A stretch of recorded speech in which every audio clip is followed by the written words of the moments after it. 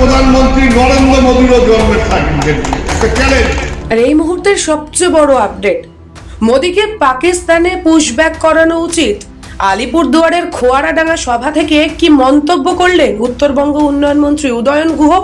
শুনুন কি বলছেন তিনি।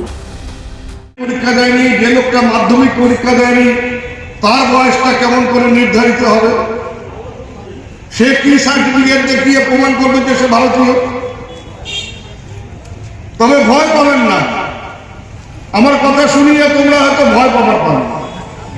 ভয় পাবেন না, আমার জন্মের সার্টিফিকেট নাই, তোমার জন্মের সার্টিফিকেট নাই, তেমনি ভারতবর্ষের প্রধানমন্ত্রী নরেন্দ্র মোদীরও জন্মের সার্টিফিকেট একটা চ্যালেঞ্জ।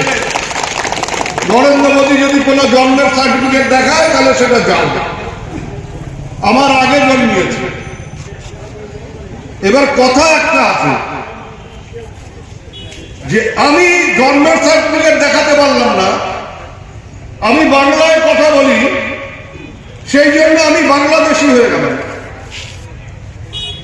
এবার নরেন্দ্র মোদীর জন্মের সার্টিফিকেট নেই, তিনি হিন্দিতে বা গুজরাটিতে কথা বলেন, তা আমার যদি জন্মের সার্টিফিকেট নাই, আমি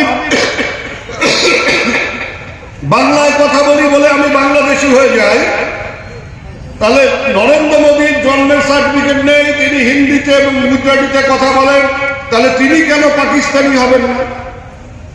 আমাকে যদি বাংলাদেশে পুশব্যাক করার কথা বলা হয় যে জন্মের সার্টিফিকেট নেই বাংলাদেশি, তাহলে আমিও বলবো যে নরেন্দ্র মোদীর জন্মের সার্টিফিকেট নেই, নরেন্দ্র মোদীও পাকিস্তানি, আমাকে বাংলাদেশে পাঠাও, নরেন্দ্র মোদীকে পাকিস্তানে পাঠাও, দেখি কত ক্ষমতা।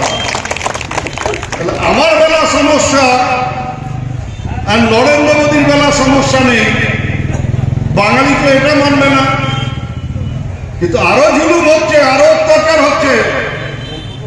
দিল্লিতে ক্ষমতায় এসে মাছ মাংস ডিমের দোকান ভেঙে দিল,